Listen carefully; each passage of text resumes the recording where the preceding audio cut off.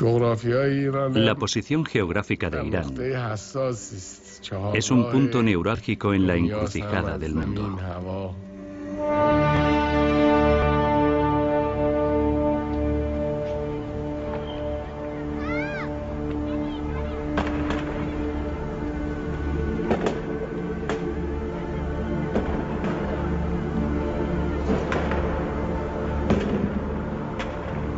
Está anocheciendo. En medio del bullicio de la fiesta se eleva un canto de esperanza desde los barrios populares de Teherán. Esta noche, los iraníes celebran Nowruz, el año nuevo de la antigua Persia. Conmemoran el fuego sagrado cuya custodia les confiará Zoroastro, el primer profeta de la humanidad en el albor de los tiempos. Sin embargo, este país está acusado de querer incendiar el mundo. Desde 1979, Irán ha incendiado el Islam y Oriente Medio, ha desafiado a América, ha amenazado a Europa y ha cuestionado el orden mundial. Desde la Revolución Islámica, Irán da miedo. Pero la guerra entre Irán y los grandes imperios dura desde hace 100 años. Es una guerra por la posesión de los fuegos secretos de la Tierra. Una guerra cuyo objeto es el petróleo y que pone en juego el poder nuclear. He aquí la historia de este siglo. La historia de un pueblo secular que sigue buscando su camino entre la religión y la revolución, la dominación y la independencia. Oriente y Occidente. Les desvelaremos la historia de esta potencia.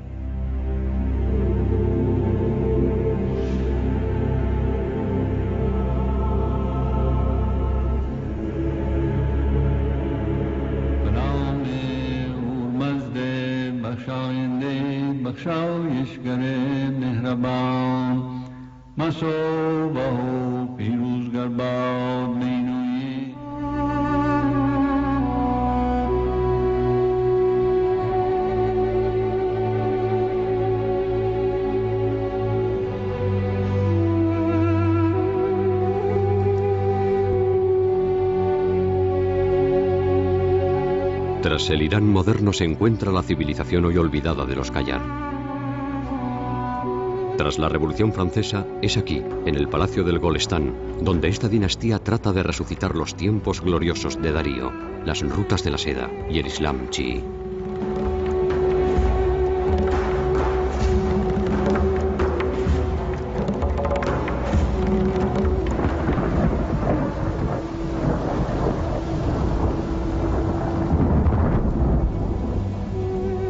Pero no tardan en cernirse las tormentas del progreso. Las potencias coloniales están a las puertas.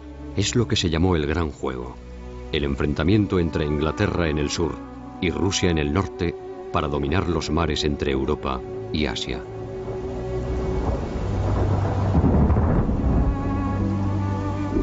Ya entonces, Persia es un polvorín, atrapado entre Irak, el Cáucaso y Afganistán.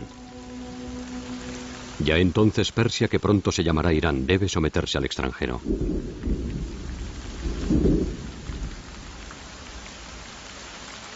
Es un niño de 14 años, solo, quien ocupa el trono. Agotada, la monarquía se tambalea. Su agonía durará 2 décadas. Ya en 1905, en la penumbra de los bazares de Teherán, resuena el eco de las revoluciones y los nacionalismos europeos. La calle susurra, retumba. Los intelectuales, los burgueses y el clero se rebelan.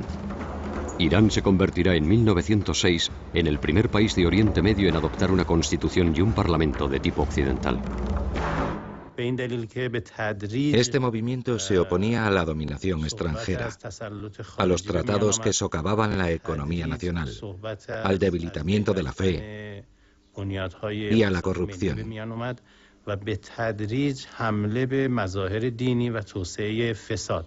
Para el clero, el modernismo estaba eclipsando la religión.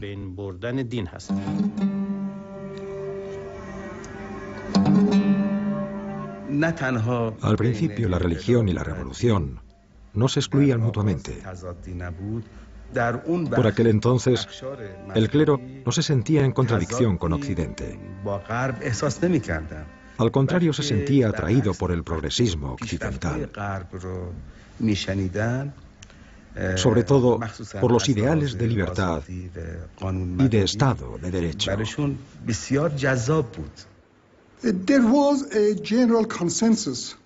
Había un consenso generalizado entre los líderes, tanto religiosos como laicos. El Islam estaba muy presente en el espíritu de la revolución constitucionalista, pero era una revolución modernista. Los iraníes se despertaron de su largo sueño y comprendieron que estaban a la zaga del progreso mundial. No obstante, la modernidad no nacerá de la alianza entre el Islam y la democracia. Lo que revolucionará el siglo XX será el descubrimiento del petróleo.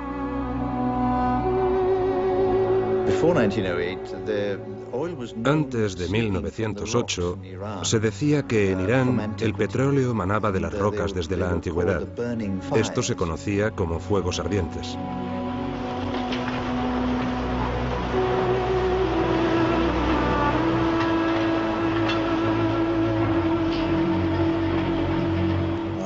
El petróleo es una maldición para todos los pueblos que lo descubren.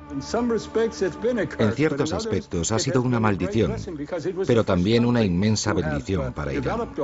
Ha sido el primer país productor de petróleo con los ingleses y eso le ha permitido desarrollarse en muchos campos. El 14 de abril de 1909 nace la Anglo-Persian Oil Company. Londres asienta su poder. El petróleo iraní se vuelve británico. Por aquel entonces, el Reino Unido era el régimen más imperialista del mundo. Trataba de controlar la política iraní y a través de la industria del petróleo también trataba de controlar el destino económico de Irán.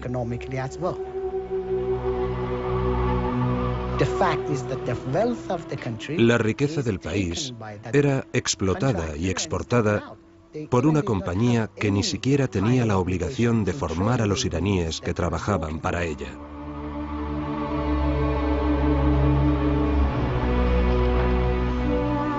Mientras Europa se halla sumida en el horror de las trincheras y Rusia se hunde en el bolchevismo, Persia se zambulle en el caos. Del caos de la última guerra mundial ha surgido un nuevo líder, el Shah Reza, un coronel de un regimiento cosaco. En 1921, el Shah Reza marchó sobre Teherán junto con un puñado de hombres y tomó las riendas del país. 15 años después de la revolución constitucionalista, cuando se desmoronó el Estado Qajar, se instauró un nuevo régimen. Hacía falta una nueva ideología política, nuevos valores e ideas. El Shah Reza fue quien encarnó esos valores. Al igual que Atatürk en Turquía, el Shah Reza es un occidentalista. También él asimila el progreso con la revolución nacional, el ejército, la industria y la laicidad. Admiraba mucho a Atatürk. Como éste había fundado una república, pensaba que él también podía presidir una. Así pues, trató de instaurar una república en Irán, pero el clero chií se oponía formalmente a ello.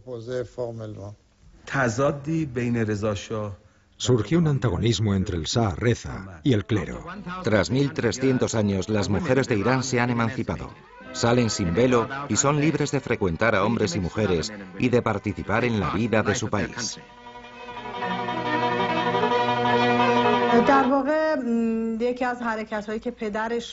Una de las medidas que tomó el Shah Reza, la prohibición del velo, era una medida para imponer su propia voluntad a las mujeres, igual que hoy se les impone el velo.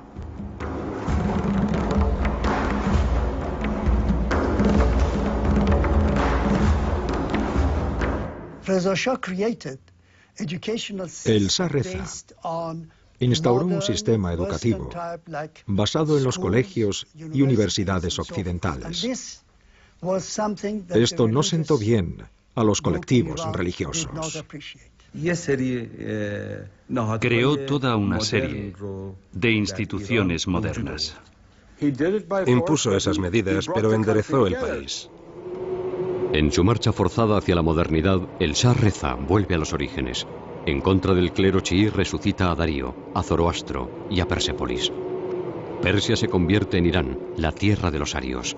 El Islam no ha de ser más que un recuerdo. Cuando accedió al poder, creyó que tenía por misión instaurar una ideología nueva. El modelo que trataba de imponer el Shah Reza a Irán era el del nacionalismo que estaba en boga en Europa. Pero la democracia y el Islam se rebelan. Dos parlamentarios, Mohammad Mossadegh, un laico, y Hassan Modares, un clérigo, encabezarán la oposición. Modares fue uno de los 5 clérigos escogidos entre los mayores teólogos de su tiempo para representar a las escuelas coránicas en el Parlamento y controlarlo. Para Modares, el Shah Reza era un esbirro de los ingleses, no el nacionalista que pretendía ser. Mossadegh es exiliado. Modares es encarcelado y ejecutado. Inflexible, el Shah Reza acaba de despertar el mito fundador del Islam chií. Ese Islam de los desheredados que ha permitido a Persia perpetuarse, sublimando las ideas de resistencia y martirio. Con su muerte, Modares entra en la leyenda de los imanes sacrificados en nombre de Dios y en nombre del pueblo. Hoy se celebra en Irán el aniversario de su asesinato como el Día del Parlamento. El periodo durante el que gobernó el Shah Reza vio entrar a Irán en el siglo XX, en un momento en el que la mayoría de países se desarrollaba y progresaba. Abadán, ciudad, refinería y puerto petrolero. Los tiempos habían cambiado. Hacia 1927 se había descubierto un gigantesco yacimiento de petróleo en Kirkuk. El centro de interés se había desplazado hacia Irak. Irán dejó de ser el único productor de petróleo de la región. Ahora le toca rebelarse al Shah Reza. En pleno auge de los totalitarismos, Irán hace por primera vez un llamamiento a la sociedad de las naciones. En 1933, 32 años después de firmar el primer contrato, el Shah Reza se encaró con los británicos. El expolio de las riquezas iraníes por la Anglo-Iranian Company no podía continuar. Había que hacer algo.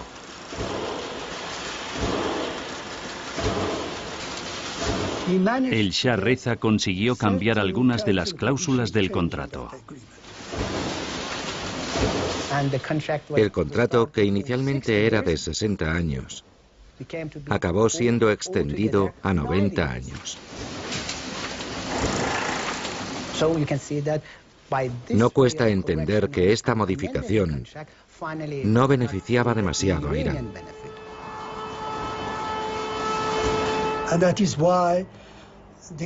Así fue como empezó a abrirse paso entre los círculos políticos iraníes la idea de nacionalizar el petróleo. Es una derrota moral, política y económica. El Shah Reza trata de aliviar la presión británica y soviética introduciendo a un tercer interlocutor, Alemania. Pero con la llegada de Hitler al poder, la fiebre europea vuelve a exaltar a Teherán. El Shah Reza pensaba que si colaboraba con Alemania y se aprovechaba de su tecnología y su saber hacer económico, Irán podría acceder a la neutralidad.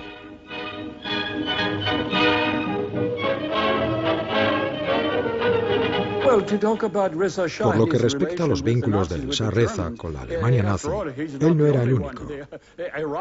Irak y muchos países árabes eran pro-alemanes, porque eran antibritánicos, antisoviéticos y antialiados. Las declaraciones de neutralidad del Shah en vísperas de la Segunda Guerra Mundial no cambian nada. El petróleo vuelve a convertir a Irán en un punto crucial. Los rusos invadieron por el norte y los británicos por el sur. Era importante asegurar el acceso al petróleo. El encuentro fue muy sencillo. El oficial ruso disparó una bengala para informar a su Estado Mayor de que los aliados formaban ahora una línea continua desde el Ártico hasta Libia. Dividieron el país y lo gobernaron. La guerra era lo único importante para ellos. E Irán no podía salvarse del reparto del botín, al menos por el momento. Obligaron al Shah Reza a abdicar. 30 años más tarde, su hijo y sucesor, el Shah de Irán, se acordará de esta humillación.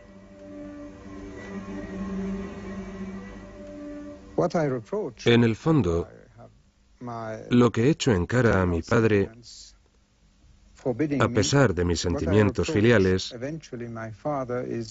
es que no minara los campos de petróleo y dijera: como os acerquéis, lo vuelo todo.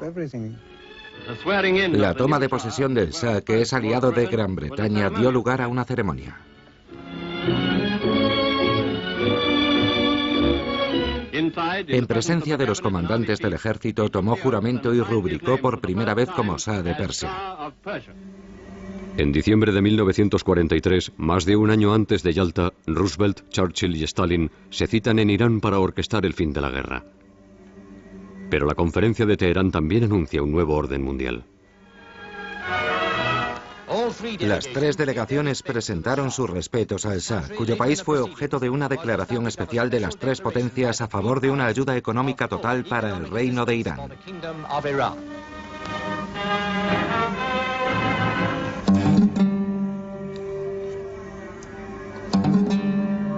Tras Yalta, el mundo se instala en la Guerra Fría. Washington se enfrenta a Moscú en todas partes. Europa del Este, Asia y Oriente Medio hacen las veces de teatro. E Irán, de ensayo general. Irán y Estados Unidos han mantenido siempre relaciones agridulces. Y la historia de estas relaciones exige una relectura. Los oleoductos culebrean por encima de las colinas y por debajo de los ríos, atravesando antiguas ciudades y modernas estaciones de bombeo, bordeando carreteras y caravanas y aldeas tostadas por el sol y montañas, para llegar por fin a las llanuras, hasta las colinas y los desiertos y los pozos remotos, donde los oleoductos de Juzestán convergen en la gran ciudad petrolera de Abadán.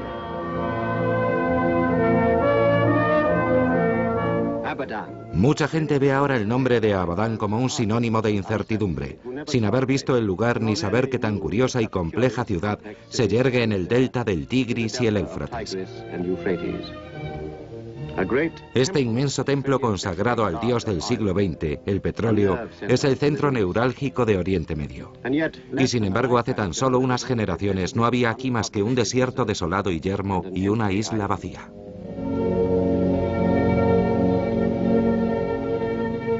Está a punto de representarse un drama planetario. Un drama cuyos actores serán alternativamente vencedores y vencidos. Una tragedia cuya clave todos creen poseer.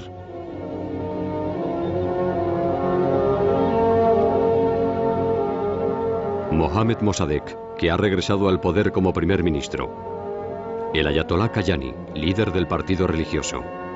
Avril Harriman, emisario especial del presidente Truman. El Shah de Irán, por supuesto. Stalin, agazapado en la oscuridad, y por fin el petróleo, auténtico desencadenante de la obra que se va a representar a orillas del Golfo Pérsico y en Teherán. En la primavera de 1951, el Parlamento iraní aprueba la nacionalización del petróleo en un arrebato de fervor patriótico.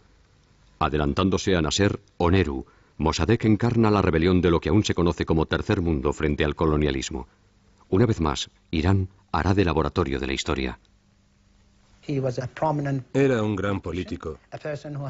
Había estudiado en el extranjero y había hecho un doctorado de Derecho en Suiza. Era un auténtico nacionalista. Detestaba la influencia británica en Irán. Pensaba que la única forma de acabar con esa influencia era nacionalizar la industria petrolera y deshacerse de la compañía petrolífera anglo-iraní. Por aquel entonces, 8 grandes compañías se repartían el monopolio total de la industria petrolera mundial. Eran muy poderosas y podían luchar contra el proyecto de nacionalización de Mossadegh. Los persas creen que nacionalizando la industria del petróleo se van a enriquecer. Desgraciadamente todo saldrá al revés. Los iraníes no tardarán en pagar caro su orgullo recobrado. El embargo impuesto por los ingleses es total. Su objetivo es asfixiar el movimiento nacionalista. Irán está en manos de un hombre debilitado físicamente, pero políticamente decidido. En violación de la Carta de la ONU, Inglaterra ha sometido a una nación pacifista, amiga de la justicia y la democracia, a unas sanciones económicas arbitrarias. La economía iraní estaba sometida a unas sanciones sobre el petróleo. Era el primer embargo de este tipo de la historia, y estas sanciones impidieron a Irán sacar ningún beneficio de la exportación. Pero el embargo incita a la cohesión. Tras regresar del exilio unos años atrás, el ayatolá Kayani realizará la unión entre el Partido Nacionalista y el Partido Religioso.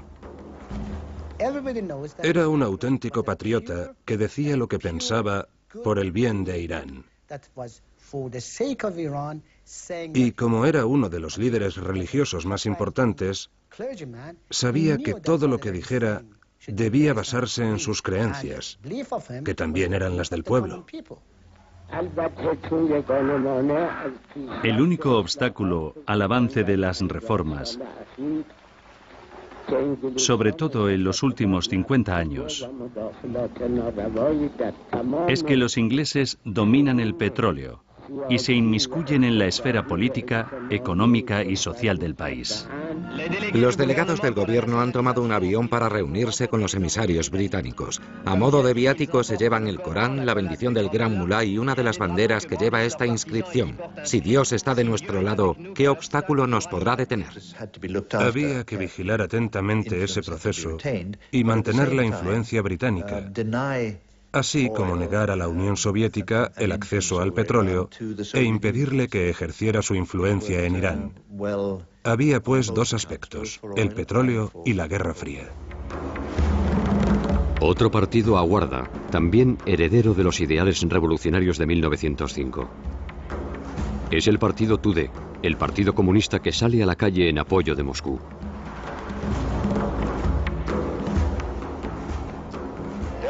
Las manifestaciones culminan con el destrozo de los carteles de la compañía, sustituidos por banderas iraníes. Hay amagos de mediación. Gran Bretaña acude a La Haya y gana un recurso contra la expropiación. Es el momento escogido por los americanos para entrar en escena. El presidente Truman envía un emisario, Averell Harriman. Su misión oficial es hacer de mediador entre iraníes y británicos. Mr. Harriman tiene una serie de encuentros con el primer ministro Mossadegh. De estas entrevistas emerge la esperanza de evitar la crisis que amenaza la paz mundial.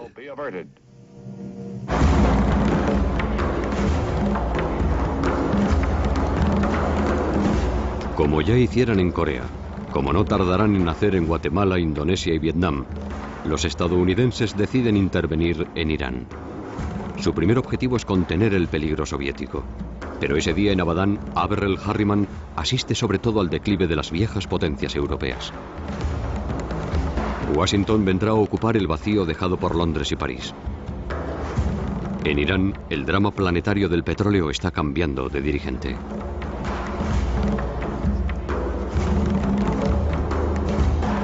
En otoño de 1951, Mossadegh da una semana al personal inglés para marcharse. La evacuación de mujeres y niños se ha intensificado a medida que ha ido aumentando la tensión.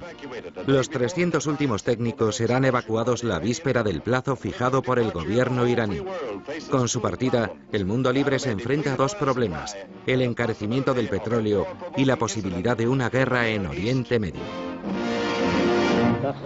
Pero si estallara una tercera guerra mundial, todas estas civilizaciones, todos estos avances y estas maravillas desaparecerán, dejando paso al imperialismo de las grandes potencias. Al igual que el Shah Reza, Mossadegh acude a las instituciones internacionales. Va a Nueva York ante la Organización de Naciones Unidas. Denles una oportunidad de ser escuchados. Cuando hayamos escuchado al responsable del gobierno iraní, si sus declaraciones no les satisfacen, aplazaremos el veredicto. Pero responder sin darle una oportunidad de ser escuchado sería una violación del espíritu de la Carta de las Naciones Unidas.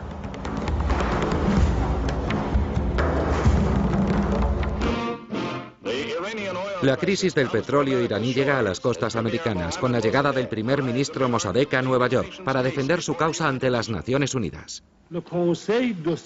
El Consejo de Seguridad no es competente para examinar esta denuncia. Las Naciones Unidas y el Tribunal de la Haya se reconocen incompetentes. El viejo león sale doblemente victorioso. Pero Washington teme que el ejemplo iraní se propague. Devorada por la campaña anticomunista de McCarthy, América oscila entre el derecho internacional y el dominio del petróleo. Los americanos estaban mintiendo. Mintieron a Mossadegh durante su visita a Washington. Le mintieron al mostrarse tan amables con él. Le mintieron al decir que iban a encontrar una solución política. Querían encontrar una solución, pero que les beneficiara a ellos. Querían seguir los pasos de los británicos, que habían dominado a Irán durante tanto tiempo.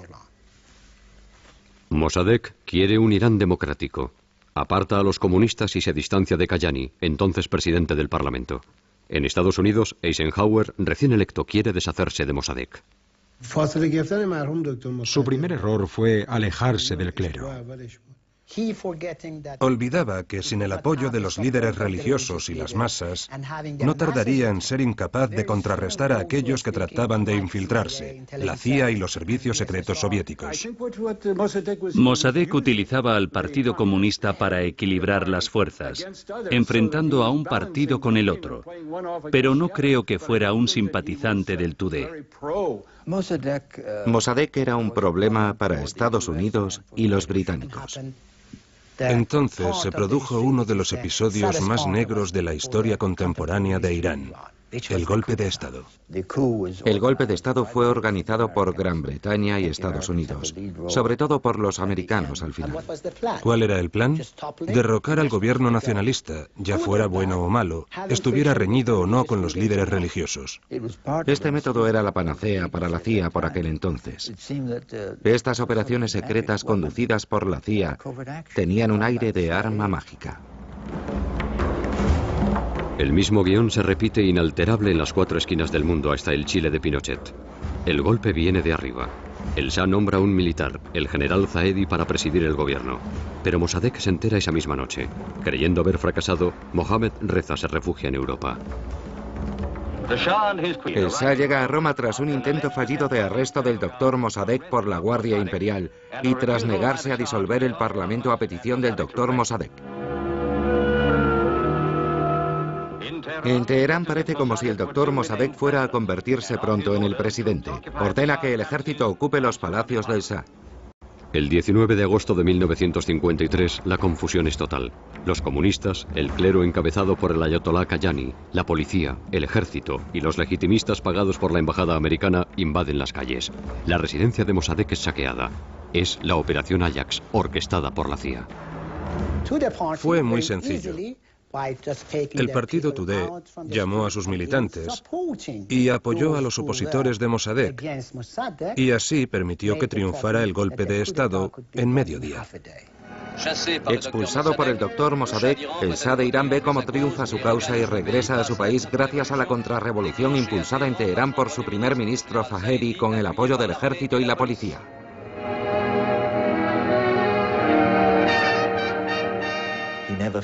Nunca se olvidó y de hecho siempre se arrepintió de haber tenido que depender de la CIA y de Estados Unidos para volver al poder. La misma muchedumbre que ayer aclamaba a Mossadegh hoy aclama al Shah, y las estatuas que ayer fueron retiradas vuelven hoy a sus pedestales. Se ha cerrado provisionalmente otro capítulo en la accidentada historia de Irán.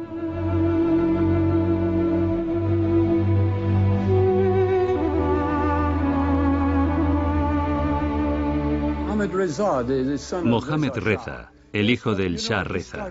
Era al principio un hombre bastante débil, pero sea como sea, acabó endureciéndose.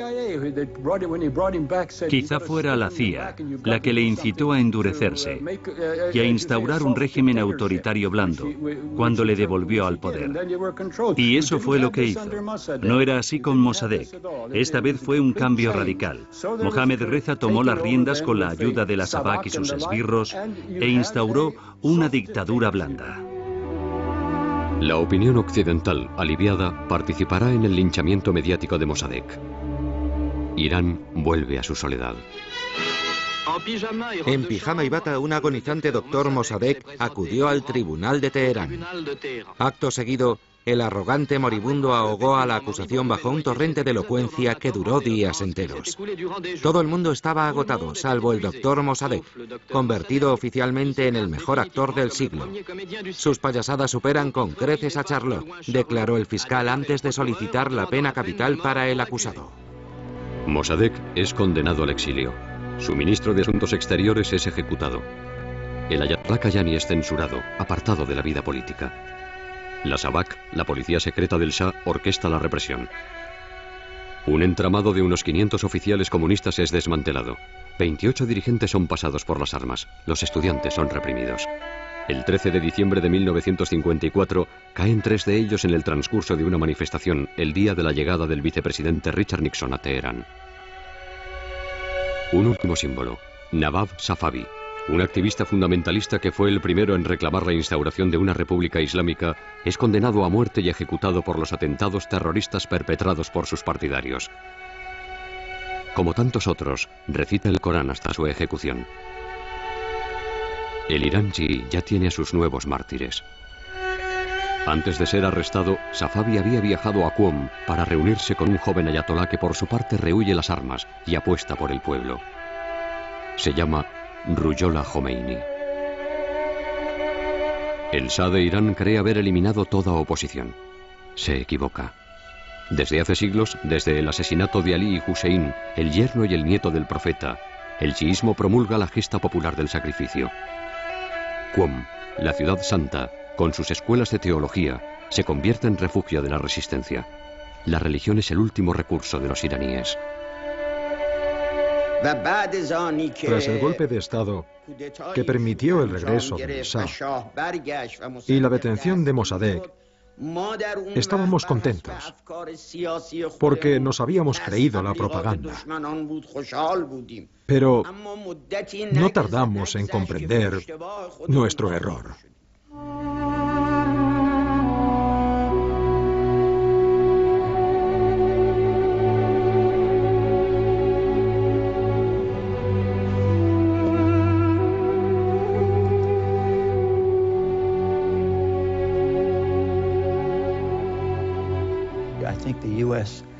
Estados Unidos no se dio cuenta en absoluto de lo ofensivo que resultaba para el pueblo iraní volver a instalar al Shah en el trono. Esto envenenó los siguientes 25 años.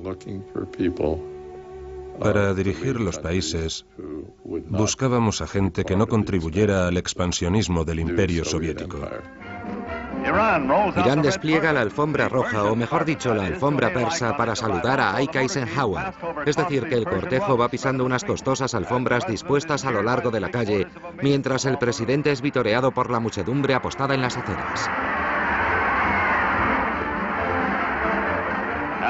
En el Palacio Real, el Shah obsequia a Ike en el transcurso de su histórica misión con un retrato que acabará en el Museo Eisenhower de Abilene. Por aquel entonces creíamos que la energía nuclear era una fuente de energía importante para el mundo. 72 países asisten a la conferencia sobre el átomo en las Naciones Unidas. El petróleo y el carbón tocan a su fin, contrariamente a la energía atómica, según el doctor Baba. Esto demuestra la necesidad imperiosa de hallar otras fuentes de energía si no deseamos ver cómo se extingue la luz de nuestra civilización tras haber agotado nuestras fuentes de carburante. El programa Atoms for Peace es estratégico. Al colocar a Irán en pleno corazón del Pacto de Bagdad, la respuesta oriental a la OTAN, América quiere acorralar a la Unión Soviética. Teherán es un satélite de Washington que proporciona a Irán su primer reactor nuclear. Urbanización, industrialización, militarización. El Shah de Irán quiere asentar la grandeza del país siguiendo el modelo occidental. A principios de los años 60, el joven e inexperto Shah, coronado por los aliados en plena guerra mundial, se ha convertido en un autócrata determinado. Él se ve como un monarca ilustrado, pero ¿es consciente de que se le ve como un dictador del tercer mundo? La temible máquina de reinar en la que se ha convertido acaba preocupando a sus protectores.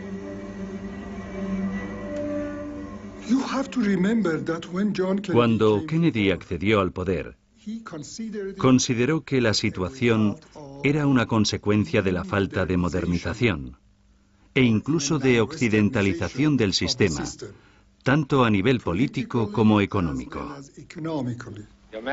Sus Majestades, hablo en nombre de todos mis compatriotas para darles la bienvenida a Estados Unidos. Tenemos los mismos intereses: preservar nuestra libertad, mantener la paz y ofrecer una vida mejor a nuestros pueblos. Había que actuar en los países del tercer mundo. De lo contrario, caerían todos en manos de los comunistas. Irán es un importante eslabón en la defensa del mundo libre. Comparte una frontera de más de 2000 kilómetros con la vecina Rusia. No podíamos permitir que todos esos países entraran en la órbita de la Unión Soviética. Estábamos en plena Guerra Fría, que llegaba al tercer mundo por extensión. Nos hemos visto obligados a firmar un pacto puramente defensivo. Si algo ocurriese, no nos enfrentaríamos solos al peligro. Había que hacer algo. El presidente Kennedy pasó revista a la flota antes de asistir junto con el Shah a unas impresionantes maniobras aéreas y navales. Acto seguido, el presidente Kennedy y el Shah asistieron a un desembarco en el que 9000 marines invadieron una playa. La maniobra duró 24 minutos. Naturalmente, tan solo se trataba de una demostración. Si nos atacan, ustedes tienen que asistirnos con todos los medios de los que dispongan. El apoyo militar americano beneficia mucho a una nación como Irán. La ayuda económica y tecnológica representa una gran inversión americana en los últimos 10 años. Sin ella, Irán no sería hoy un país libre e independiente. Al igual que su padre, el Shah de Irán es un apasionado de la tecnología. Al adquirir los equipos más sofisticados, Irán financia la industria militar estadounidense. El Shah se convierte en el brazo armado de Occidente en Oriente. Ser uno de los más grandes del planeta. Este objetivo está a punto de ser alcanzado en el ámbito militar. El Shah se interesa especialmente por los problemas militares. Sus compras masivas, cifradas en miles de millones de dólares, han proporcionado a Irán un arsenal considerable y ultraperfeccionado. Teherán e Israel empezaron a estrechar lazos. También en el campo de la seguridad establecimos vínculos con los iraníes. Les vendimos material militar y ellos eran partidarios de llevar a cabo programas comunes. Ambos países se acercaron mucho, lo cual tuvo consecuencias estratégicas considerables. Hubo una serie de encuentros entre el Shah y los dirigentes israelíes. Se hablaba mucho del futuro de Oriente Medio, de cómo se iba a convertir en un remanso de paz, de seguridad, de tranquilidad y de esperanza, en vez de ser una región controlada por un puñado de elementos árabes suníes extremistas. Fue entonces cuando el ayatolá Jomeini hizo su aparición en el debate intelectual inaugurado por la llegada de Mohammad Reza Pahlavi. Al principio el imán no quería ningún cambio en el régimen. Solo aconsejaba al Shah que pusiera fin a sus relaciones con el sionismo, con Israel. No seas esclavo de América, le decía. Sométete a las leyes islámicas y seguirás en el trono. Pero el rey de reyes debe someterse a la nueva América de Kennedy. Hay que convertir a Irán en escaparate del liberalismo. El Shah pone fin a la ley marcial, privatiza la prensa, concede el derecho de voto a las mujeres y, sobre todo, impulsa la reforma agraria. Es la llamada Revolución Blanca. Es una especie de revolución socialista desde arriba.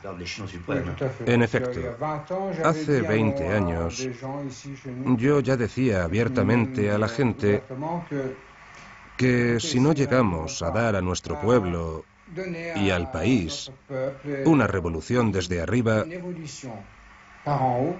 tendremos que enfrentarnos a una revolución desde abajo. Evidentemente, esto puso en contra del Shah a toda la aristocracia terrateniente y a toda la iglesia chií, ya que los mulás estaban entre los mayores terratenientes de Irán. El objetivo era presionar a los líderes religiosos y tratar de instaurar un régimen en el que la política estuviera separada de la religión. En eso consistía la revolución. El clero chií, encabezado por el imán Jomeini, temía el despotismo de Mohammad Reza y creía que la Revolución Blanca y el referéndum reforzarían su poder despótico. Al igual que su padre frente a Modares, el Shah ve alzarse contra él al ayatolá Jomeini. En sus virulentos discursos, el maestro de Qom ataca a América, la reforma y hasta la propia monarquía. El Shah de Irán decide acabar con él. En octubre de 1964 despega un avión llevándose a Ruhollah Jomeini, primero expulsado a Turquía y luego a Irak. Irán repite una vez más la letanía de sus fatalidades: asesinatos, golpes de Estado, exilios. Mohammad Reza Pahlavi cree haber alcanzado el poder absoluto. En realidad acaba de abrir la caja de Pandora.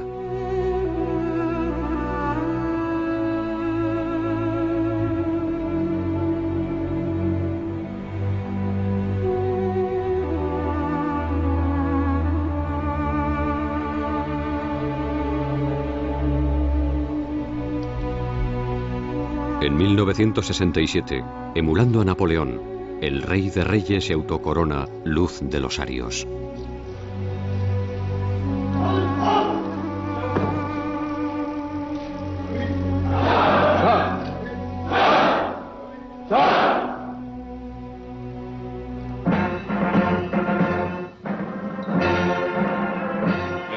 El Shah acaba de inaugurar su 11ª presa. Esto le coloca en una posición sin precedentes. Hizo construir una serie de presas hidroeléctricas en Irán. El Estado se ha convertido en el mago, el zahorí que toca con su varita la provincia desheredada. Construye una presa, colecta el agua y costea un vasto sistema de irrigación. Queremos combinar la tecnología moderna con el espíritu de nuestra antigua civilización 3 veces milenaria.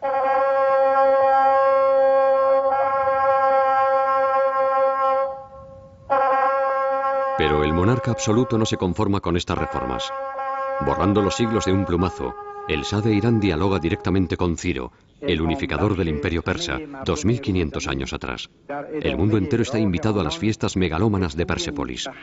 Solo falta la cita, el pueblo iraní.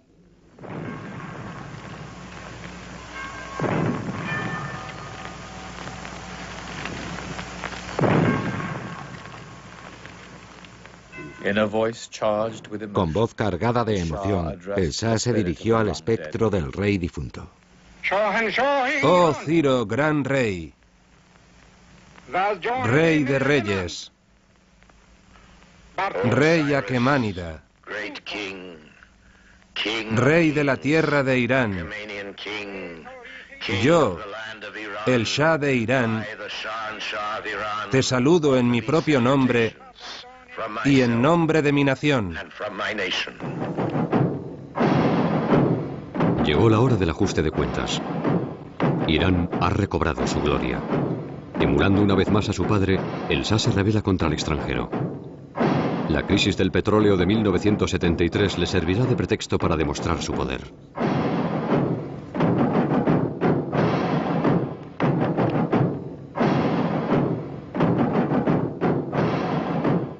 Cuando se acabe el petróleo estarán ustedes muertos. La Compañía Nacional de Petróleo iraní, junto con las sociedades nacionales de todo Oriente Medio, empezaron a llevar la voz cantante.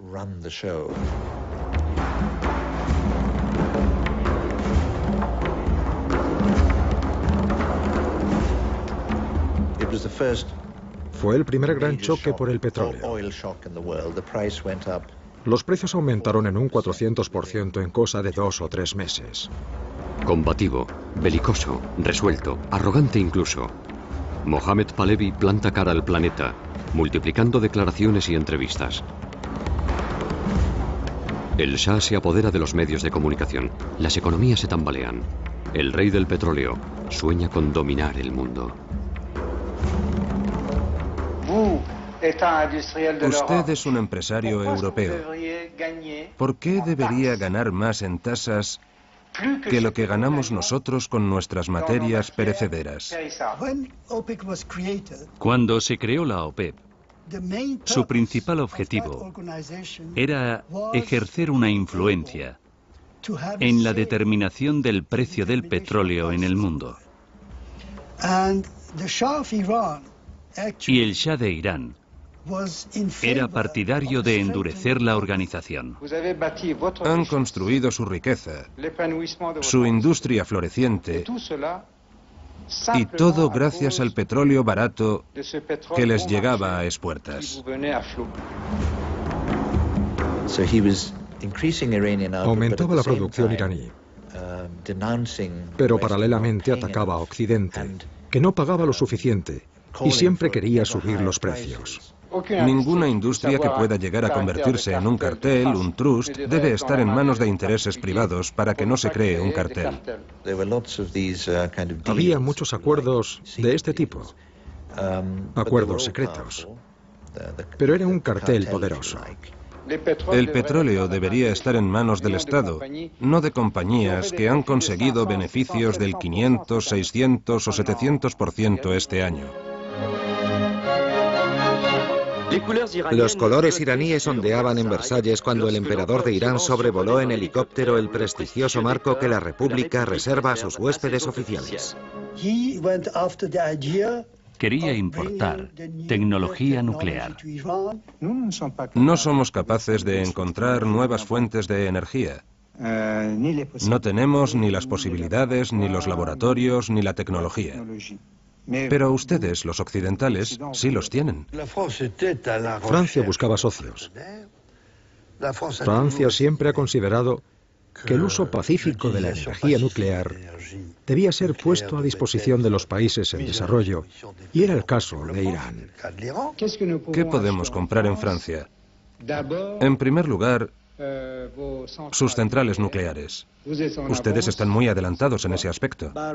El programa nuclear iraní fue llevado a cabo en colaboración con los americanos y después con los franceses mediante el intercambio de estudiantes y la creación de infraestructuras relacionadas con el programa nuclear iraní. El Shah de Irán está prosiguiendo su política de inversión industrial adquiriendo un 25% del capital de Eurodif. Tras comprar 2 centrales nucleares y firmar un acuerdo de cooperación entre ambos países, ha llegado el momento del combustible nuclear. A cambio de su participación en Eurodif, Irán recibirá un 10% de la producción de uranio enriquecido de Pierre Lat. Además, el Shah ha concedido un préstamo de $1.000 millones al Comisariado para la Energía Atómica, cosa que ayudará a desarrollar el programa nuclear francés. Las conversaciones cara a cara continuaron en el Elíseo, con una serie de entrevistas que permitieron a ambos jefes de Estado hacer un balance de la cooperación económica entre sus países. Se tomaron precauciones para que lo que hacíamos en el campo del desarrollo nuclear con esos países no pudiera ser usado con fines militares. El Shah de Irán quiso entonces añadir a su colección de trofeos de caza el trofeo de autócrata.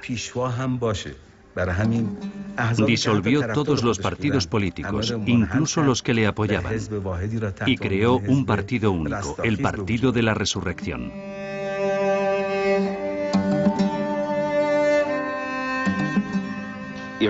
Con que Irán no hubiera progresado tanto de ser una democracia. ¿Qué es la democracia? ¿La democracia? Sí. ¿Cómo la define usted? ¿No es América un país democrático? No estarían de acuerdo los griegos en el ágora. Elegimos a nuestros representantes. ¿Pero con qué criterios? Después del Watergate cabe preguntárselo. Pero admitirá que Estados Unidos es un país más democrático que Irán. Una vez más, ¿qué es la democracia? Libertad de pensamiento, libertad de expresión, libertad de prensa. ¿En qué medida? Me refiero a elegir a los dirigentes, que haya una oposición. ¿Pero en qué medida? ¿En qué medida? Sí, ¿en qué medida? Si se refiere a una cosa autodestructiva y masoquista que fomenta el fraude y la corrupción, entonces ese es su régimen. Una democracia permisiva. Su estilo de vida, la imagen que daba de su familia, sus paseos por Occidente, sus estancias en las estaciones de esquí, presentaban a un personaje, una familia, un entorno que ya nada tenían que ver con la población iraní. Y él estaba convencido de que era popular. Le mandaban campesinos que le besaban la mano, y él se imaginaba que era popular. Daba una impresión equivocada de estabilidad y seguridad. Piense que el 1 de enero de 1978 Jimmy Carter pronunció su famoso discurso. Gracias al liderazgo del Shah, Irán es un islote de estabilidad en una de las regiones más agitadas del mundo. En 1978 todo había terminado. La relación entre un monarca y su pueblo es muy importante. Esa relación se había disuelto.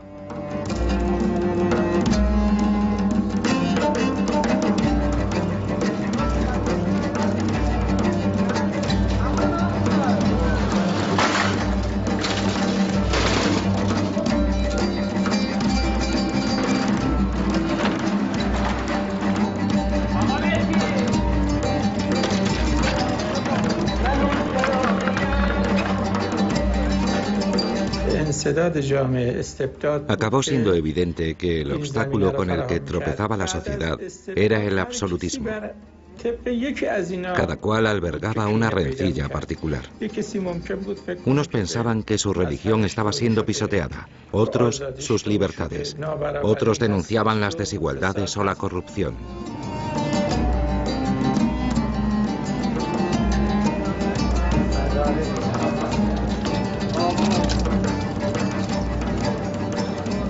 Occidente, que era el aliado del Shah de Irán, debería haberle obligado a crear algún tipo de válvula de escape, de expresión política, un esbozo de monarquía constitucional. Tal vez esto hubiera evitado que los iraníes acudieran a las mezquitas y al ayatolá Jomeini.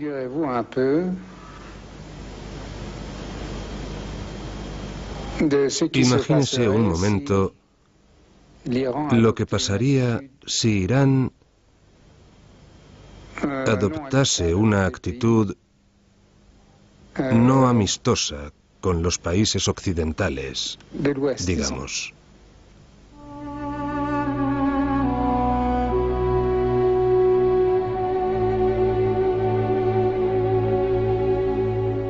En el transcurso de sus 14 años de exilio, el imán Jomeini ha tenido tiempo de reflexionar sobre el destino de Irán a lo largo del siglo. Ayer espectador, hoy por fin actor. No regresa a Teherán como opositor, sino como revolucionario. Pronto encarnará el islamismo de cara al mundo. Antes del regreso del imán a Irán, los movimientos religiosos y laicos se entrecruzaban. Eran todos progresistas y optaron por el mismo camino. En las cárceles, donde pasé algún tiempo, había toda clase de tendencias políticas. La primera revolución fue llevada a cabo por los estudiantes, no por los mulás. Estos se adueñaron de ella a posteriori.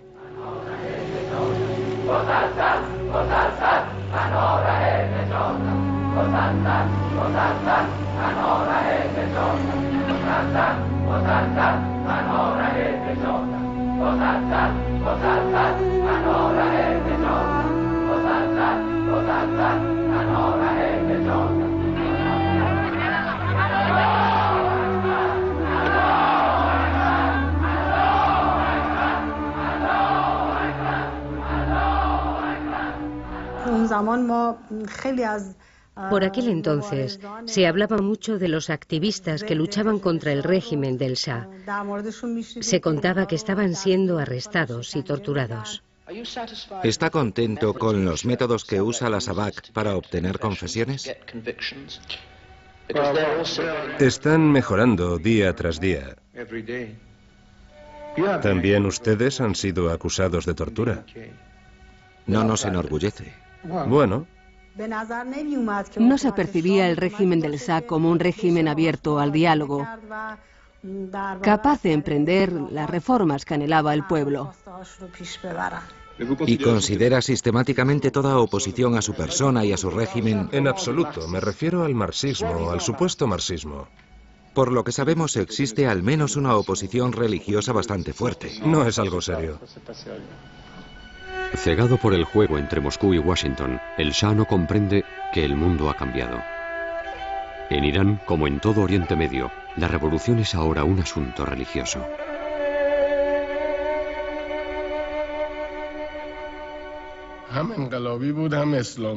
Nuestro movimiento era a la vez revolucionario e islámico.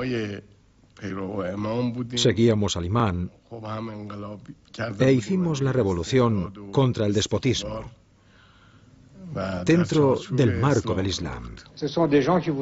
Esta gente quiere que todo vuelva a ser como en la Edad Media. Había grupos que no se interesaban demasiado por el Islam. Solo les interesaba la revolución, pues eran nacionalistas o socialistas. Contrariamente a lo que contemplaban otros movimientos, el imán Jomeini solo creía en la óptica fundamentalista y radical de los militantes islamistas. Los disidentes se enfrentaron violentamente a los estudiantes. Los demás grupos no tenían alternativa. Tuvieron que unirse al movimiento islámico. Antes de que regresara el imán, fundamos un consejo revolucionario provisional.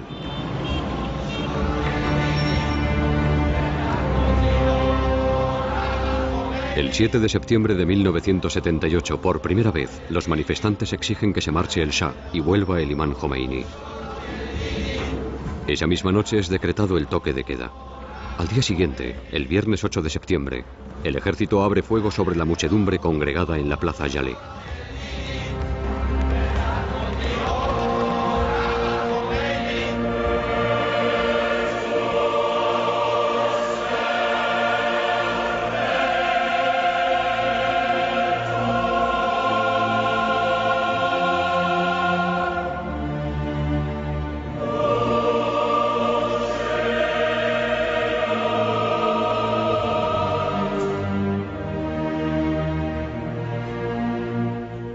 Es una masacre.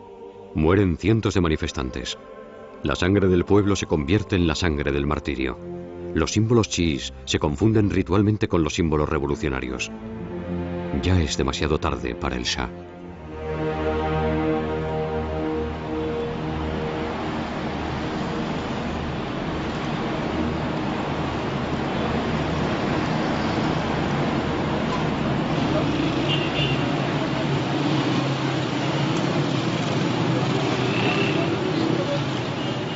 Naturalmente, hemos de promover una democratización. Adoptaremos las mismas leyes que existen, digamos, en Francia, con respecto a la libertad de expresión o de manifestación. Los vamos a copiar.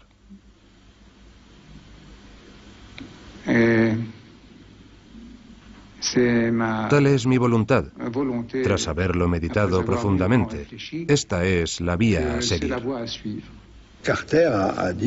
Carter confesó a Giscard y a los demás jefes de Estado reunidos en Guadalupe que consideraba que el Shah estaba perdido.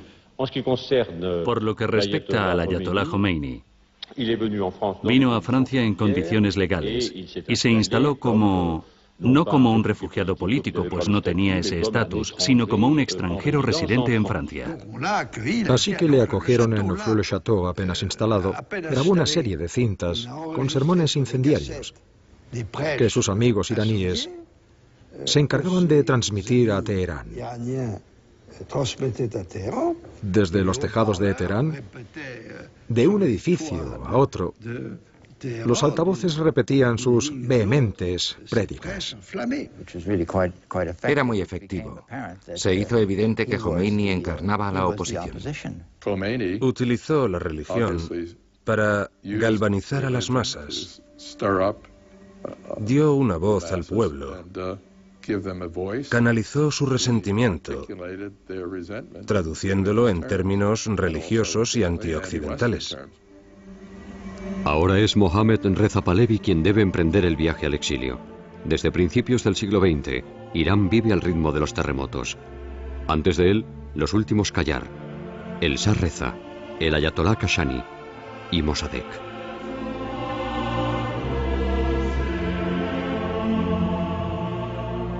Tal vez se acuerde, justo antes de irse, de que fue en esta misma pista del aeropuerto de Teherán donde hizo repatriar los restos mortales de su padre.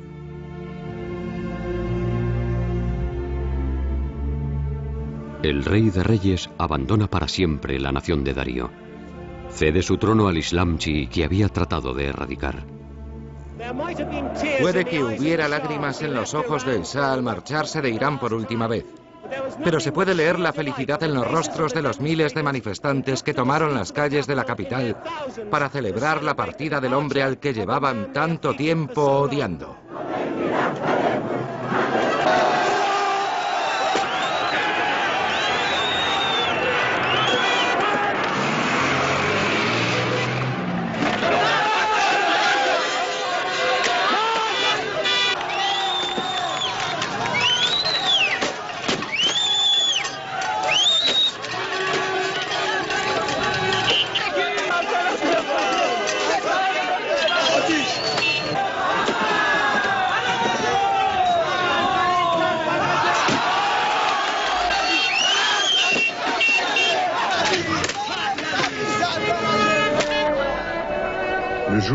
El día de su llegada el jueves pasado, desde que salió el sol, han ido llegando más de 3 millones de personas al recorrido que efectuará el ayatolá. Miles de campesinos, algunos venidos de muy lejos, llevan una semana acampando a las puertas de Teherán.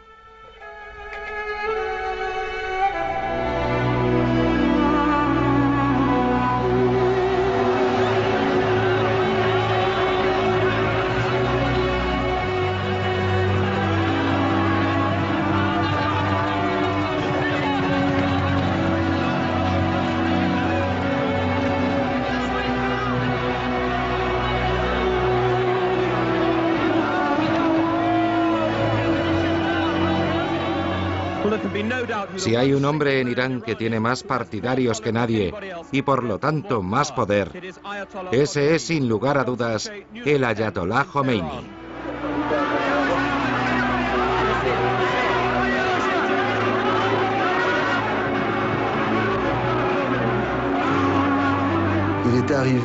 Consiguió transmitir a Occidente una imagen de gurú amable que abogaba por la armonía universal y la felicidad de los pueblos. Pero en cuanto llegó a Irán, la gente comprendió que tenía otra faceta. Estaba claro que era un personaje feroz, capaz de gobernar, de tomar las riendas y eliminar implacablemente a sus rivales. Con la llegada del imán Jomeini a Teherán, comienza el ciclo habitual de violencia revolucionaria. En nombre de las facciones más duras, el ayatolá Jaljali organiza una serie de purgas. Los guardianes de la revolución destruyen la tumba del Shah Reza. Los dirigentes del antiguo régimen son ejecutados por orden de tribunales expeditivos. Estamos en el año cero. Luego vendrán la instauración de la República Islámica, la consagración del Guía Supremo y la fusión de la ley civil con la ley religiosa. Una vez más Irán inventa. Una vez más se entrega al extremismo. Una vez más se granjea la repulsa del planeta. Los problemas del mundo de hoy tienen mucho que ver con los acontecimientos de la Revolución Islámica, sobre todo la toma de la Embajada de Estados Unidos. La crisis de los rehenes empezó el 4 de noviembre de 1979.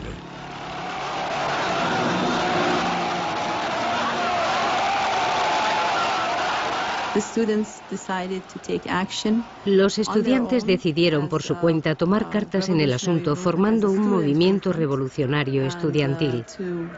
Su objetivo era desbaratar toda conspiración contra la República Islámica y así preservar y asegurar la integridad de la revolución. Recibí una llamada de mi asistente a eso de las 6 de la mañana. Por aquel entonces yo dirigía la división de operaciones en la zona de Oriente Medio. Me dijo textualmente: están escalando el muro. Unos activistas estaban invadiendo la embajada.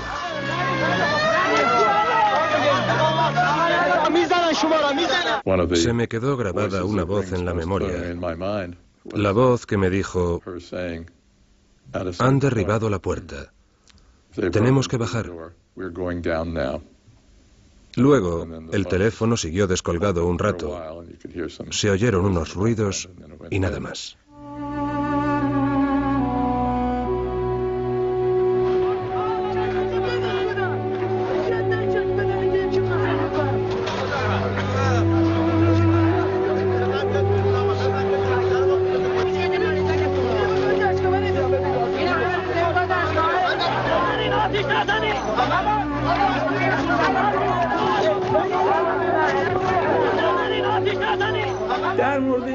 ¿Éramos conscientes de estar violando territorio extranjero? Desde luego. Hay que situarse en el contexto en el que los estudiantes tomaron esa decisión. Eran los primeros meses de la revolución y el país estaba al borde del caos. Se había reavivado el recuerdo del derrocamiento de Mossadegh, que inició una pésima era en las relaciones con Estados Unidos. El golpe de Estado de 1953 contra Mossadegh fue un episodio muy oscuro de nuestra historia. Abrió una era de dominación extranjera, de colonialismo y dictadura. Éramos conscientes desde un principio del resentimiento que albergaban los iraníes por el golpe de Estado de 1953 y el papel de Estados Unidos. Ese hecho permanecía grabado de forma indeleble en la memoria colectiva. Los estudiantes sintieron una vez más que los extranjeros hacían peligrar la revolución y que la historia podía repetirse.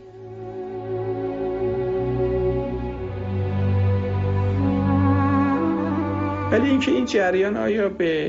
ningún momento se pensó que ese acontecimiento fuese a tener tan graves consecuencias.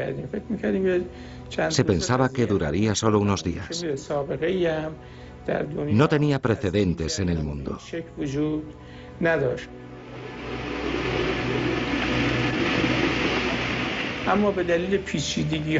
Pero las complicaciones que surgieron impidieron a los protagonistas encontrar una solución rápida.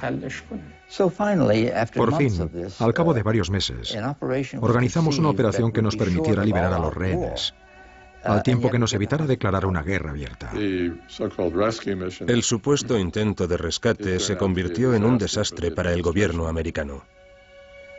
Fue un episodio muy humillante para Estados Unidos. Los comandos americanos son aniquilados por una tormenta de arena. Humillación suprema. Al liberar por fin a los rehenes, Jomeini contribuye a llevar a Reagan a la Casa Blanca. Pero la humareda que se desprende de los helicópteros destripados anuncia ya otras guerras. ¿Quién salió ganando del incidente de la embajada americana? ¿Quién perdió?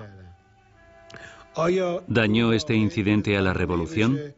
¿Entorpeció el impulso revolucionario en Irán? ¿Frenó el avance de la revolución islámica iraní en la región? ¿Qué relación hubo entre el incidente de la embajada y la guerra entre Irán e Irak?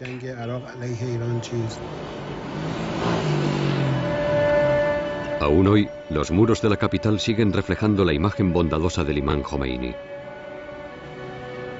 Pero los iconos de Teherán atestiguan también las heridas de una nación metida en una guerra cuyo recuerdo palidece menos rápido que las imágenes piadosas.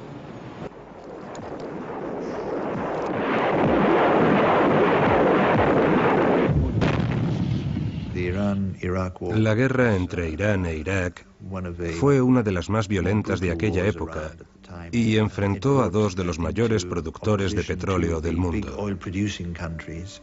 La producción iraní sufrió tanto como la iraquí, ya que el conflicto se desarrolló principalmente alrededor de los yacimientos en el norte del Golfo Pérsico.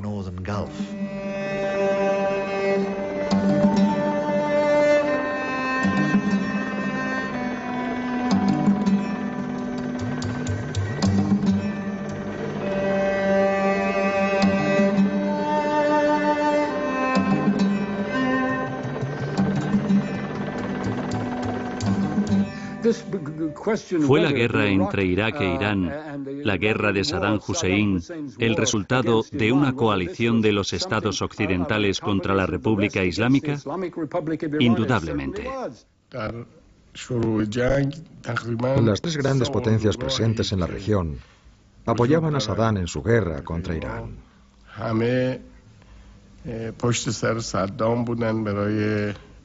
Cada cual tenía sus razones para colaborar con Irak.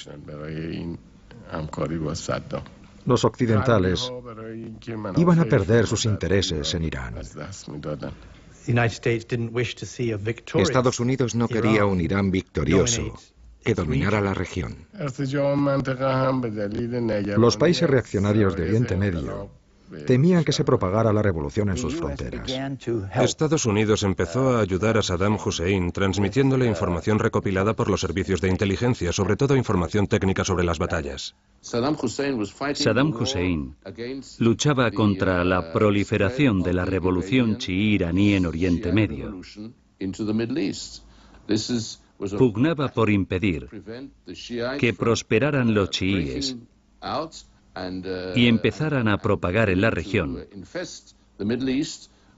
su fervor religioso extremo. En Occidente, el miedo a la revolución islámica y sus posibles repercusiones en el conjunto del mundo árabe musulmán era considerablemente más fuerte que las críticas que podía inspirar el régimen de Saddam Hussein. Por aquel entonces, este daba una imagen de régimen muy autoritario pero modernista. Los americanos tenían la sensación, errónea creo yo, de que los iraníes planteaban más problemas que los iraquíes. Estábamos solos.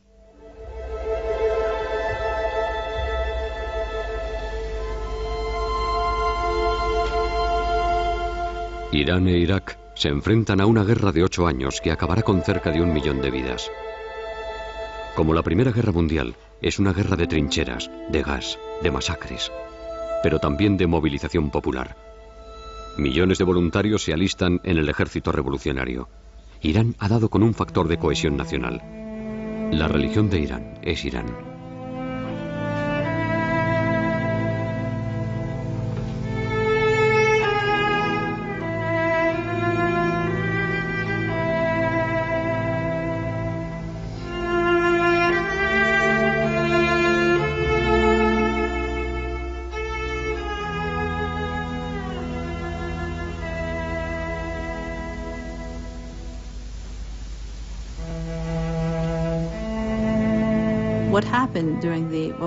Lo que ocurrió durante lo que llamamos la guerra impuesta de 8 años o la sagrada defensa era una cuestión de autodeterminación.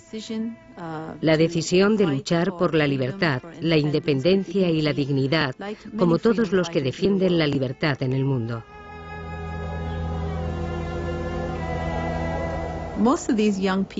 La mayoría de estos jóvenes se crió bajo el régimen del Shah. Se formaron en un sistema educativo muy occidentalizado. Así pues, no eran lo que se dice celotas del Islam, fanáticos. El hecho de que estas personas aceptasen morir como mártires no significaba que deseasen suicidarse, sino que aceptan sacrificarse en nombre de algo más grande que su propia vida.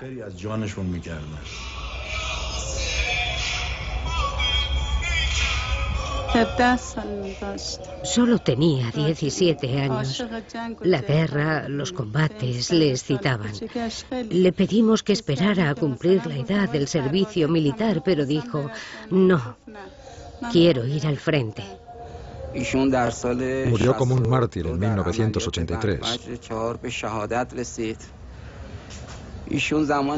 Cuando empezó la guerra, aunque quería estudiar, estaba a menudo en la mezquita con sus amigos. Amaba a Dios, el Corán, la oración. El otro aspecto esencial de la guerra fue la identidad nacional. Hacía tiempo que los iraníes habían perdido la suya. Habían perdido el prestigio de la grandeza de su pasado. Buscaban una oportunidad de reencontrarse y la guerra se la brindó. Era el primer conflicto que ganaban desde hacía 2 siglos. De todos los presentes en este día del recuerdo, en el cementerio de los mártires, ¿cuántos han perdido a un hermano, un padre, un hijo, un amigo?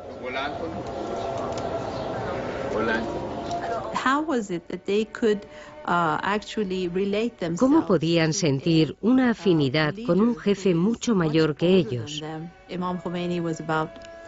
El imán Jomeini tenía 75 años por aquel entonces.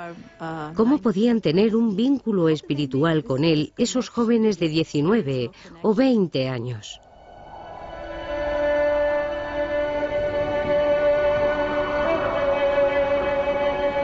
El imán Jomeini muere tras acabar la guerra entre Irán e Irak.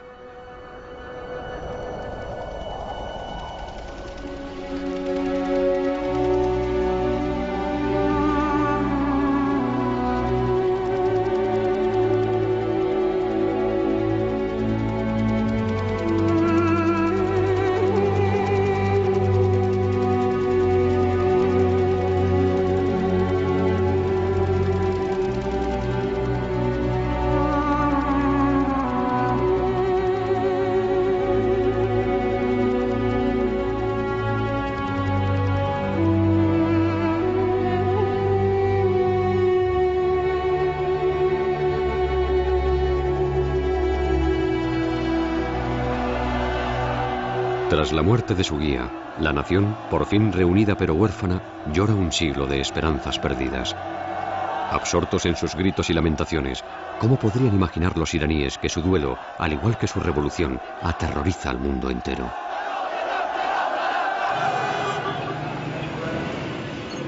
Desde 1979, Irán no deja de hundirse en su aislamiento. En la escena internacional, las guerras declaradas esconden guerras secretas. Los rehenes de Líbano, los atentados de París, el caso Rushdie, el caso Eurodiv, el caso Gorgi. La opinión internacional sienta a Irán en el banquillo de los acusados. Con el regreso del poder nuclear, el antagonismo va increciendo. Os voy a decir una cosa. La adquisición y la explotación de la tecnología nuclear es hoy más importante que el petróleo cuando lo descubrimos.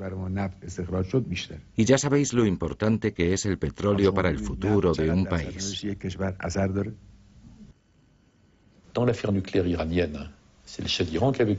En el asunto nuclear iraní, fue el Shah de Irán quien empezó con el beneplácito y el apoyo de Occidente. Fue el ayatolá Jomeini quien lo interrumpió. No necesitamos esto. Y son los iraníes, el régimen islámico, quienes vuelven a empezar cuando se enfrentan a los ataques iraquíes con el arma química. No es una especie de prioridad de una revolución islámica desbocada. Es una cuestión nacional.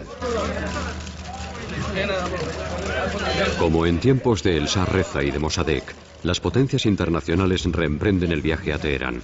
Europa, Rusia y China se inmiscuyen. La discordia continúa. Ya lo hemos dicho y lo volvemos a decir. Al igual que todos los países, esta gran nación que es Irán tiene derecho a disponer de todas las tecnologías modernas y, por supuesto, a exportarlas al servicio de la paz. Y como había ocurrido medio siglo atrás, no tardan en intervenir las grandes instancias mundiales, empezando por la Agencia Internacional de Energía Atómica, con una única pregunta: ¿qué quiere realmente Irán? Irán no ha tratado nunca de hacerse con el arma nuclear. El Islam prohíbe categóricamente las armas de destrucción masiva. No basta con una declaración de este tipo para que nos despreocupemos. Si nos fijamos en la casuística islámica, sabemos que hay cosas que están prohibidas, pero a las que se puede recurrir en caso de urgencia, en caso de necesidad vital. Al firmar el Tratado de No Proliferación, Irán se comprometió a no fabricar armas nucleares. ¿Pero creemos que las está fabricando o que piensa hacerlo? Desde luego. Se desata una batalla de imágenes y palabras. Irán cambia constantemente de parecer, pero sobre todo se instala en la región la guerra, la de verdad, en todas partes, constante, obsesiva. Estalla la primera guerra del Golfo. Los misiles lanzados por Saddam Hussein a Israel prefiguran el mundo poscomunista.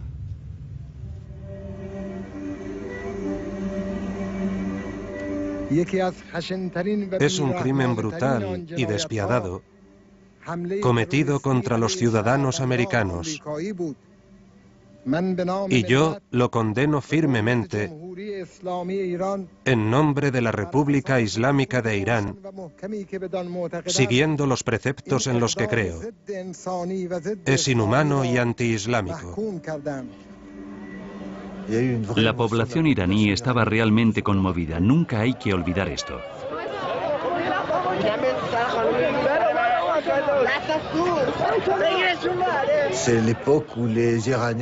Los iraníes salieron espontáneamente a la calle con velitas encendidas.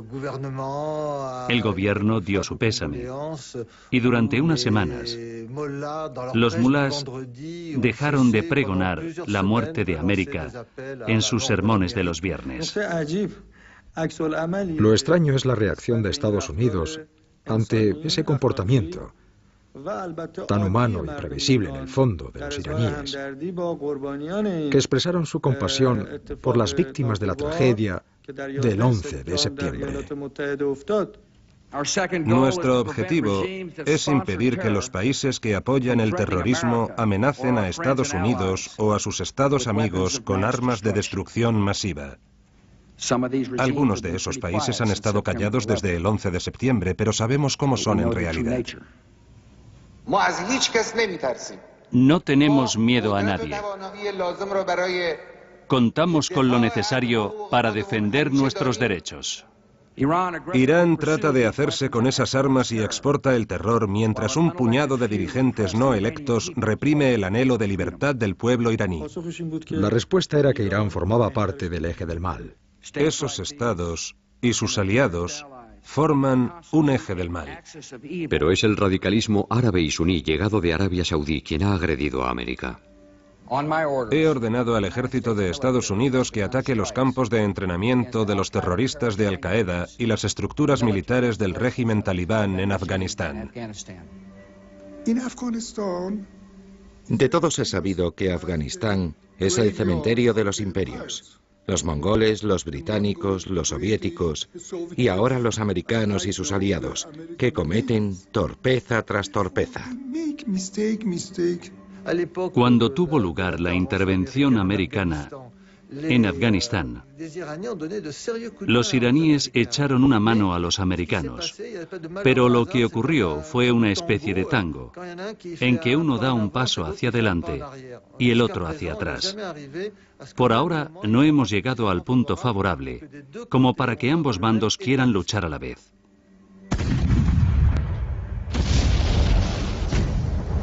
Después de Afganistán, América prosigue su guerra preventiva en Irak. Estimados conciudadanos, en estos momentos, nuestras fuerzas y las de la coalición han emprendido las primeras operaciones militares para desarmar a Irak, liberar a su pueblo y defender el mundo de un grave peligro. Este presidente americano no se avergüenza de decir que quiere instaurar la democracia en Irak. No se avergüenza de sus propias palabras. Les habla George W. Bush, presidente de Estados Unidos. En estos momentos, el régimen de Saddam Hussein está siendo derrocado. Aquí termina una larga era de miedo y crueldad. Las fuerzas americanas y aliadas se han desplegado en Bagdad, y no nos detendremos. Hay quien invade los territorios de los demás a miles de kilómetros de su país y se entromete en sus asuntos y se apodera de su petróleo, sus recursos vitales y sus vías estratégicas. Proteger a Israel, asegurar el petróleo, asegurar la democracia. La política de Bush en Oriente Medio exige el fin del Irán islámico.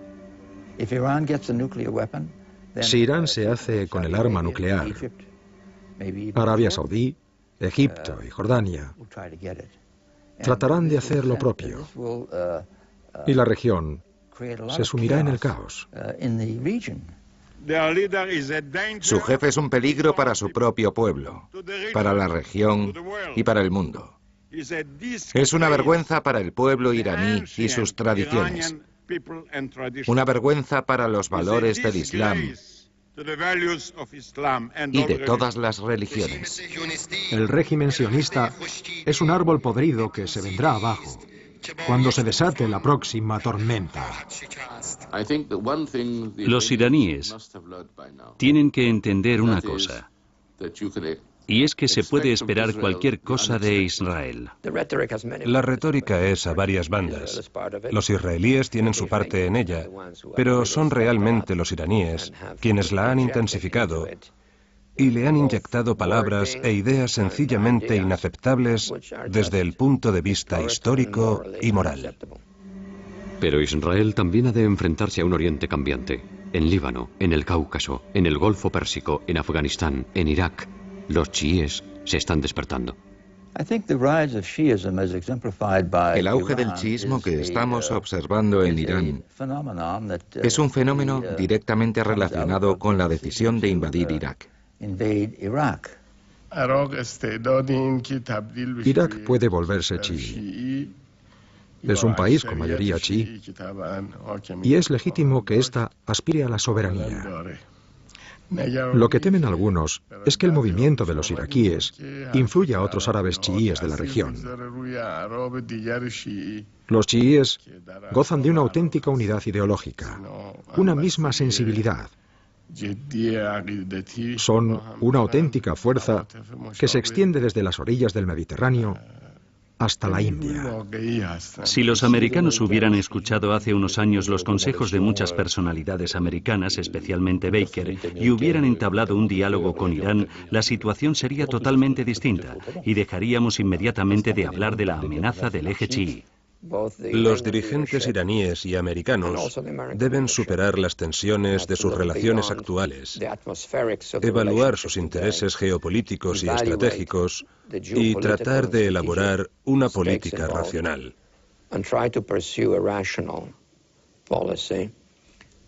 Todavía es posible, con un poco de determinación y de racionalidad por ambas partes, con un poco menos de retórica y, sobre todo, menos insultos y amenazas. Podemos colaborar con los americanos. La seguridad en Oriente Medio es inconcebible e impracticable sin Irán. Sin nosotros es imposible alcanzar la seguridad en la región.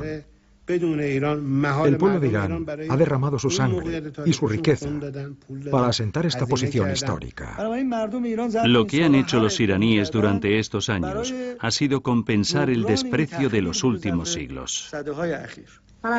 Soy de un país donde todas las mañanas se produce un terremoto y donde hasta la noche la gente se enfrenta a las consecuencias que esto conlleva.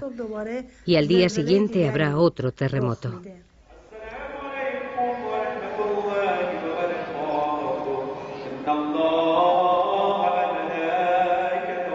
Irán ha vivido en 100 años todas las experiencias del siglo XX.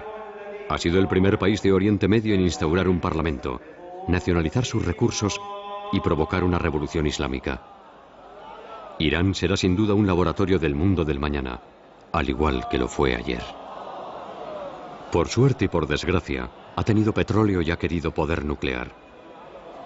En el transcurso de su larga marcha hacia la modernidad, el pueblo iraní ha luchado, salvajemente a menudo, para preservar su identidad. La cuestión no es si mañana tendremos que vérnoslas con Irán, sino con qué Irán tendremos que hacerlo. Es una cuestión esencial, para los iraníes, para el conjunto de los musulmanes y para el mundo entero.